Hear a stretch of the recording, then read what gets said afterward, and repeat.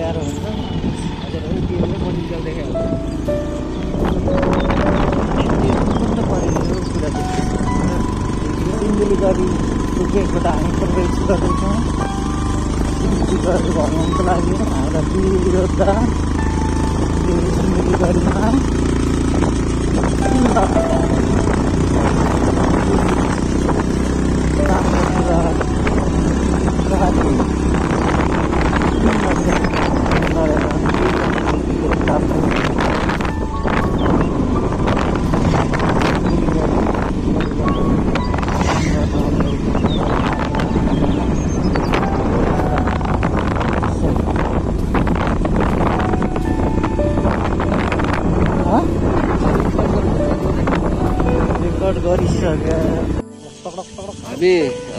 हामी सिन्धुपाल्चोकको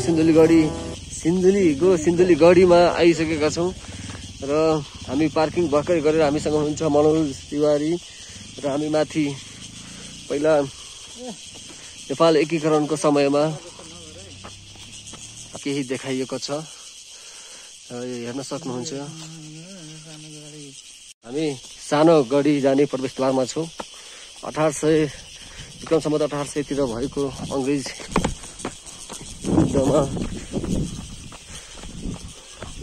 राज्य एकीकरण गर्दाखेरि पृथ्वीनारायण शाह लगायत थुप्रै ले अंग्रेज युद्धको लागि सिन्धुली गढी आफ्नो उद्गम स्थल बनाएका थिए र यस गढीबाट अंग्रेजलाई जित्नको लागि केही नेपाली सेना लगायत नेपाली सबै बहादुर फौजहरूले आफ्नो किल्ला यहाँ युद्ध जित्न सफल भएका थिए र यो चाहिँ हामी सानो गढी माथि जाँदैछौँ सिन्धुली गढी र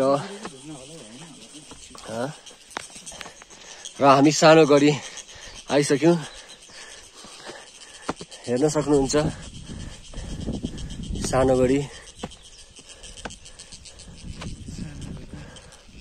यो चाहिँ सानो गढी हो। यहाँदेखि एकदमै पुरै ठाउँ छ यहाँ देखिन्छ। यहाँ पनि टिकट लाग्छ यहाँबाट देखिँदैन सबै। अनि माथि दूरबीन छ। दूरबीनदेखि पनि यो पुरै पहिला हेर्ने गर्थे द्वन्द्वकालीन हाम्रो युद्धको द्वन्द्वकालीन र यहाँदेखि सानो गढीबाट अंग्रेजलाई हेरेर यहीँदेखि ढुङ्गा बर्स्याएर लडाइँ गर्ने गर्थे। हेर्न सक्नुहुन्छ सबै।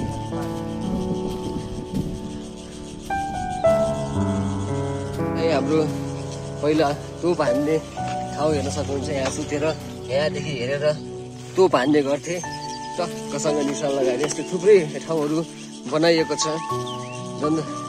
यो उता हेर्न सक्नुहुन्छ त्यहाँ पनि बनाइएको छ र यता पनि बनाइएको छ।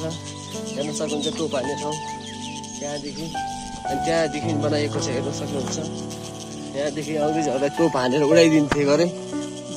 यो घोडा हेर्न सक्नुहुन्छ हाम्रो पृथ्वीनारायण शाहले यही घोडामा चढेर युद्ध जितेका थिए। अझै पनि जीवित छ यो घोडा।